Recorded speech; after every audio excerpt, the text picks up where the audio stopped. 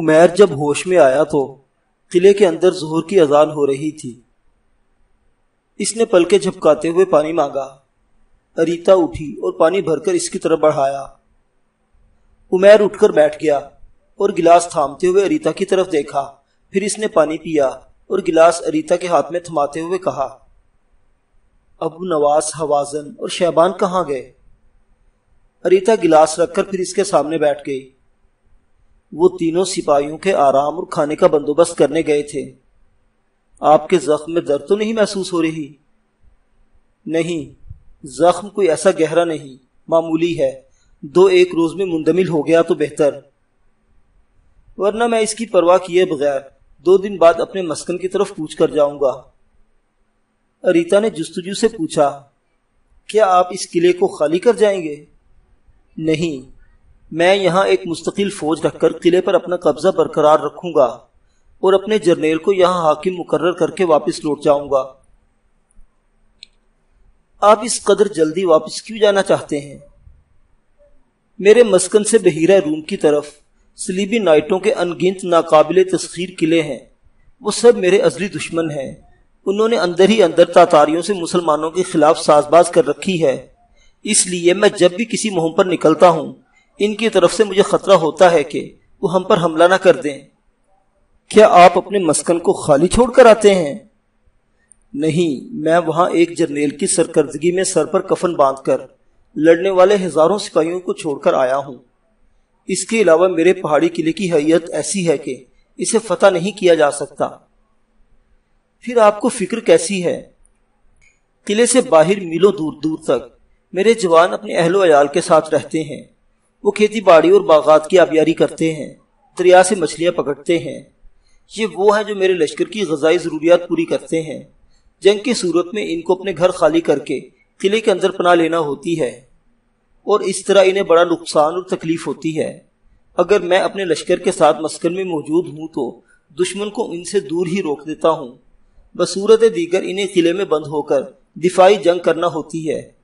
اس کے علاوہ جلدی واپس جانے کی ایک وجہ اور بھی ہے۔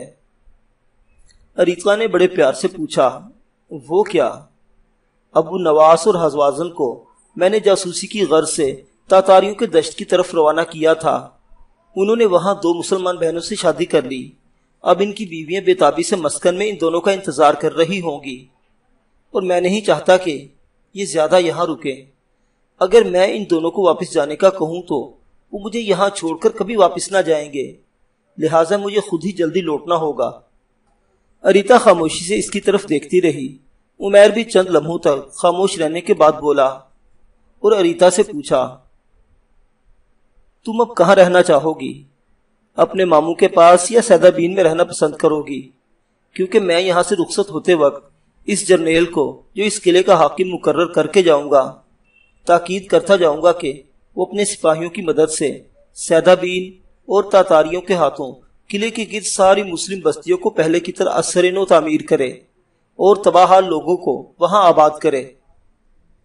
اریتا نے کوئی جواب نہ دیا، اس کا سر جھک گیا تھا۔ اسے عمیر سے ایسی باتوں کی امید نہ تھی۔ اس نے دل میں نہ جانے کیسے کیسے رنگین خواب جو عمیر سے وابستہ تھے اپنے دل کے نہا خانوں میں محفوظ کر رکھے تھے۔ وہ تو سمجھتی تھی وہ عمیر کے لیے پیدا ہوئی ہے۔ وہ کھلی آستینوں اور نیلی آنکھوں والا حسین جفاکش اور تناور عرب ازل سے اس کے دل میں بس رہا تھا۔ اس نے محبت کی جو قندیلیں روشن کی تھیں بجھتی ہوئی محسوس ہو رہی تھی۔ عمیر کی باتوں سے اس کی حیات کے سارے خاموش تار ٹوٹ گئے۔ عمیر نے جیسے اس کے سر پر ابلتا اور کھولتا ہوا پانی انڈیل دیا تھا۔ اپنے مستقبل کے متعلق جو بھی اس نے سوچا تھا وہ سب کچھ غلط فہمیوں میں بدل رہا تھا۔ عمیر کی آواز پھر اس کی سماعت سے ٹکرائی، تم نے میری بات کا جواب نہیں دیا۔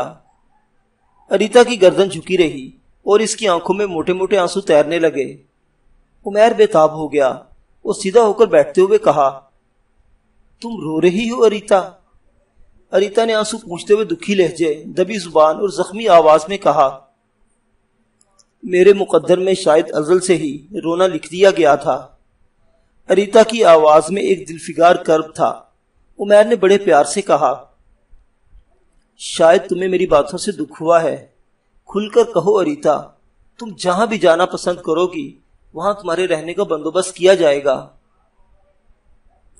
سر آہستہ آہستہ اوپر اٹھاتے ہوئے اریتا نے کہا، کیا آپ کے پاس میرے رہنے کی کوئی جگہ نہیں؟ اگر ایسا ہے تو آپ جس طرف بھی مجھے دھکا دیں گے میں چلی جاؤں گی۔ اگر میری امیدوں کے دشت میں دھکا کھانا ہی لکھا ہے تو مجھے آپ سے کوئی گلہ شکوہ نہیں۔ عمیر نے ڈوبتی ہوئی مغموم آواز میں کہا، اریتا، میں تمہیں امیدوں کے کچے دھاگوں سے باندھنا نہیں چاہتا۔ میرے سامنے تاریکی کے سوا کچھ نہیں۔ میری ماں قتل ہو گئی، باپ مر گیا۔ میں ایک ایسا مسافر ہوں جس نے ظلمت کی تاریکیوں اور پرآشوب طوفان میں بخارا سے دریا نیرون تک سفر کیا، ایک ایسا مسافر جس کا سفر اور مقصد ابھی پورا نہیں ہوا۔ میں ہر روز موت کی منڈی میں بکنے جاتا ہوں۔ کوئی نہیں جانتا کب مرگ ناگہاں میری زندگی کا سودا طے کرے۔ میں ہر روز ماضی کے بھیانک کھنڈرات میں پرانی داستانوں کے بکھرے اوراق اکٹھے کرنے جاتا ہوں۔ کیا خبر کب میرا جسم بغیر روح کے واپس لوٹ آئے۔ میں اپنے ساتھ تمہیں مایوسی کی گھٹاؤں میں نہیں گھسیٹنا چاہتا، کیونکہ میرے زندگی کے افق پر تاریکیوں کے سوا کچھ نہیں۔ اریتا نے کھل کر روتے ہوئے کہا، خدا کے لیے صرف اتنا کہہ دیجئے کہ آپ مجھ سے نفرت نہیں کرتے، اور یہ کہ میں آپ پر بوجھ نہ ہوں گی۔ عمیر نے پھر کہا، اگر سننا ہی چاہتی ہو تو سنو۔ تم میری زندگی کی تاریک شب کی سحر ہونے اور تاریک سیاہ اور تنہا راتوں میں یرون کے آسمان پر میں نے ہمیشہ ستاروں کے آپس میں سرگوشیوں میں تمہارا نام سنا ہے۔ وقت کی آندھیوں کے غبار میں جب میں تمہارے متعلق سوچا کرتا تھا تو میں تمہیں اپنے پاس سے جدا نہ سمجھتا تھا۔ تم ایک ایسا چشمہ ہو جہاں آ کر میری حیات کے دشت کی انتہا ہوتی ہے۔ عمیر خاموش ہو گیا۔ اریتا کے دل کی دھڑکنیں تیز ہو گئی تھی۔ وقت کی آندھیوں کا غبار دھل گیا تھا۔ اس کے سامنے حسین سپنوں کی تعبیر بکھر گئی تھی۔ احساس کی شکست سے محبت کی فتح میں بدل گئی تھی۔ اس کے سینے میں ساز نوید بج اٹھے تھے۔ وہ اپنے دل میں لطیف اور خوشگوار دھڑکنیں محسوس کر رہی تھی۔ وہ اب عمیر کے سامنے بیٹھی تشکر کے آنسوؤں سے دل کا سارا غبار دھو رہی تھی۔ عمیر کی آواز سنائی دی، اریتا، کیا تم میرے ساتھ میرے مسکن چلو گی؟ اریتا نے سر اوپر اٹھایا اور اپنی پھول برساتی آواز میں کہا، آپ میری آخری امید ہیں، میری ڈگمگاتی ہوئی کشتی کے ناخدا ہیں اور میرا ثالث البیت ہیں۔ اریتا کی آواز میں موسم بہار کے پرندوں کی سی دلکشی تھی۔ عمیر نے اریتا کا نازک سرخ ہاتھ اپنے مضبوط ہاتھ میں لیتے ہوئے کہا، جب تک میری رگوں میں زندگی کا خون ہے میں تم سے محبت کرتا رہوں گا۔ عمیر کے ہاتھوں کے لمس سے اریتا کا کومل جسم کپ کپا اٹھا تھا۔ عمیر نے پھر کہا، ہم کل ہی شادی کر لیں گے اور میاں بیوی کی حیثیت سے اپنے مسکن کی طرف کوچ کریں گے۔ اریتا نے اپنا ہاتھ چھڑا لیا اور دروازے کی طرف بھاگتے ہوئے کہا، اتنی جلدی؟ عمیر اسے پکارتا رہ گیا، لیکن اریتا باہر بھاگ گئی۔ وہ خوش تھی، خوشی میں جھوم رہی تھی، اپنی گمگشتہ خوشیاں جو پا گئی تھی۔ تیسرے روز شام کے وقت عمیر اور اریتا کی شادی ہو گئی۔ نکاح بوڑھے احمد نے پڑھایا تھا۔ عمیر نے جابر کو تلم کا حاکم مقرر کیا۔ 3000 سپاہی قلعہ کی حفاظت کے لیے اس کی کمان میں دیے اور اریتا کے ساتھ وہ باقی سپاہ کو لے کر اپنے مسکن کی طرف کوچ کر گیا۔ عمیر نے لشکر کے ساتھ جب دریا دجلہ کو عبور کر کے اپنا رخ جنوب مغرب کی طرف کیا تو سامنے سے ایک نقاب پوش اپنا گھوڑا سر پر دوڑاتا ہوا آیا اور ہاتھ کے اشارے سے عمیر کو رکنے کا کہا۔ عمیر رک گیا اور اس کے پیچھے سارا لشکر جہاں تھا وہیں رک گیا۔ آنے والے نے نقاب اتار دیا۔ رکن بیبرس تھا۔ اس نے بڑی بےتابی سے پوچھا، آپ کی جنگ کا کیا بنا؟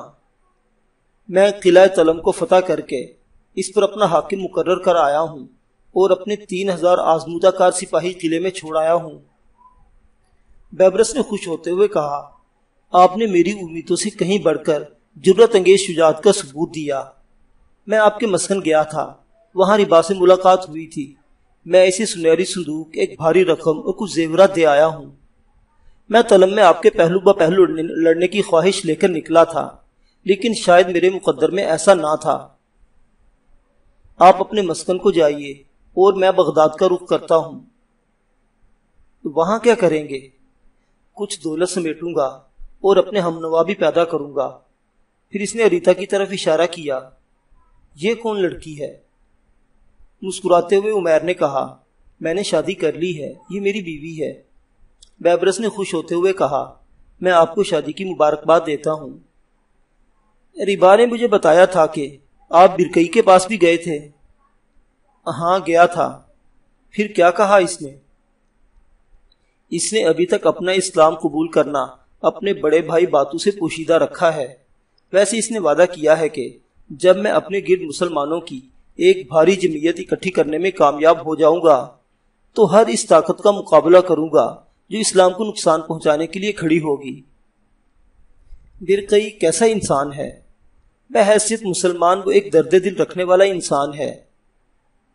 میں نے سنا ہے ایک عظیم تاتاری لشکر یورپ پر حملہ آور ہونے کے لیے باتو خاں کے پاس دریائے وولگا کے کنارے رکا ہوا ہے۔ ہاں یہ درست ہے، میں نے خود وہ لشکر دیکھا تھا اور اسی لشکر کے اندر میں نے برکئی سے ملاقات کی تھی۔ آپ کے ان دونوں جرنیلوں کا کیا ہوا جن کے نام ابو نواس اور حوازن ہیں اور جنہیں آپ نے تاتاریوں کے دشت میں جاسوسی کی غرض سے روانہ کیا تھا؟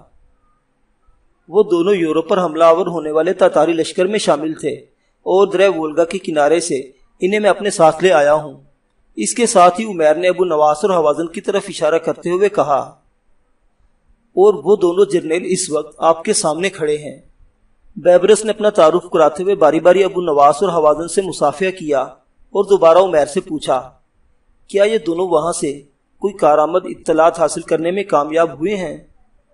ان دونوں نے مجھے تاتاریوں کے ہتھیاروں، ان میں لڑنے کے انداز اور فوج کو دن اور رات کے وقت ضبط میں رکھنے کی اہم اطلاعات وہاں سے جاسوسی اور کبوتر کے ذریعے روانہ کی تھی، اور انہی کی بنیاد پر میں نے فوج کے کچھ حصے کو تربیت دی ہے اور باقی ماندہ سپاہی ابھی زیر تربیت ہیں۔ بیبرس نے آگے بڑھ کر عمیر، ابو نواس اور حوازن کے ساتھ الوداعی مصافحہ کیا اور وہ جدا ہو گئے۔ عمیر اپنے لشکر کے ساتھ آگے بڑھ گیا اور بیبرس دریا دجلہ کو کنارے کنارے بغداد کی طرف جانے والی ایک تک پگڈنڈی پر اپنا گھوڑا سرپٹ دوڑا رہا تھا۔ لشکر جب مسکن میں داخل ہوا تو سب مرد اور عورتیں لشکر کو دیکھنے باہر نکل آئے تھے۔ ان میں کولان اور ہمورا بھی تھی۔ ابو نواس اپنا گھوڑا دوڑاتا کولان کے پاس آیا اور اپنی خوشی ضبط کرتے ہوئے پوچھا، بوجھو میرے آقا کے ساتھ وہ لڑکی کون ہے؟ کولان نے عمیر کی طرف دیکھا جس کے گھوڑے کی انان ریبا نے پکڑ رکھی تھی۔ اس کے بعد اس کی نگاہیں اریتا پر جم کر رہ گئی اور شرماتے ہوئے اس نے کہا، آپ ہی بتا دیں، میں کیا جانوں؟ ابو نواس نے بے پناہ خوشی کا اظہار کرتے ہوئے کہا، عمیر نے شادی کر لی ہے اور وہ اس کی بیوی ہے۔ کیسی لڑکی ہے؟ بہت خوبصورت ہے۔ تو پھر دونوں بہنیں آگے بڑھو اور اسے سہارا دے کر یہاں لاؤ۔ یہ اب ہمارے ساتھ رہے گی، جس میں میں، عمیر اور حوازن تینوں رہتے ہیں۔ اسی میں اب تم تینوں بھی ہمارے ساتھ رہو گی۔ تینوں سگی بہنوں کی طرح رہنا اور کھانا بھی اکٹھے پکا کرے گا۔ کولان اور ہمورا دونوں مسکرا رہی تھی۔ دونوں آگے بڑھی، سہارا دے کر اریتا کو گھوڑے سے اتارا اور اسے ساتھ لپٹائے ہوئے دونوں عمیر کے کمرے میں لے گئیں۔ عمیر نے اپنے پاس کھڑے ریبا سے کہا، ریبا تم کب تک تلم روانہ ہو سکتے ہو؟ ریبا نے عمیر کی گھوڑے کی گردن پر ہاتھ پھیرتے ہوئے کہا، جب بھی آپ حکم دیں کہیے تو ابھی روانہ ہو جاؤں؟ نہیں، آج نہیں، کل ہی صبح صبح تلم روانہ ہو جاؤ، وہاں تمہاری حیثیت نائب سالار کی ہوگی۔ ریبا نے سر جھکاتے ہوئے کہا، میں کل ہی روانہ ہو جاؤں گا۔ کیا میں امید رکھوں تم جابر کے ساتھ پورا تعاون کرو گے؟ ریبا نے بڑی ارادت مندی سے کہا، میرے آقا، آپ نے یہ کیسے سوچا کہ ریبا آپ کے احکامات سے روگردانی کرے گا؟ جابر میرا بڑا بھائی ہے اور اس کی ہر بات میرے لیے ایک حکم کا درجہ ہوگی۔ میں کسی بھی جگہ، کسی بھی محاذ اور میدان جنگ میں آپ کو مایوس نہیں کروں گا۔ عمیر مسکرا رہا تھا۔ میں جانتا تھا تم یہی کہو گے۔ عمیر گھوڑے سے اتر پڑا۔ 3 سپاہی بھاگتے ہوئے آگے بڑھے۔ عمیر، ابو نواس اور حوازن کے گھوڑوں کی انانیں سنبھال لی اور گھوڑوں کو ایک طرف لے جا کر چارہ ڈال دیا۔ عمیر، ابو نواس اور حوازن اس عمارت کی طرف بڑھنے لگے جس میں وہ رہتے تھے۔ دوستوں کہانیاں بھی ختم نہیں ہوئی۔